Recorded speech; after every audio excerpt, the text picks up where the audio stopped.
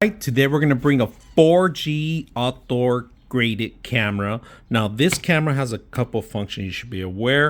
It has a solar panel built in with the actual system, not built in together, so you have to separate mount them. All right, they do have a mount for just the actual solar panel itself. Now the camera itself is it has a built-in SIM, and it has a built-in area for your SIM card, your micro SD card.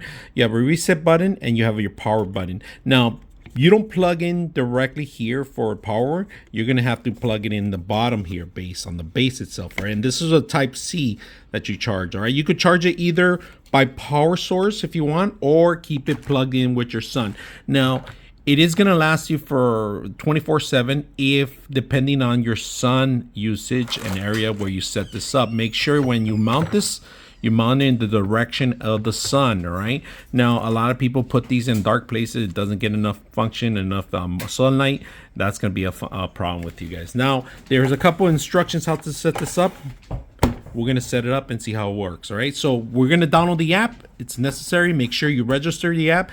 They give you options to buy more cloud space or use your own micro SD card. I would suggest you get 128 gigs of micro SD card, and that should last you for 2 or 3 weeks. All right, so let's go ahead and put it together and see how it works.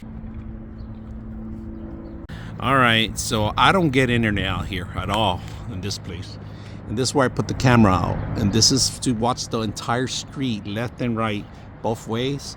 But look at the camera height, and I put the actual power source there. I actually had one already, so I took it out and I put this one because it wasn't working very well. So we're gonna leave this one here. I put a 256 gig card so it could capture pretty much everything on it, and it's really high, if you guys can see that.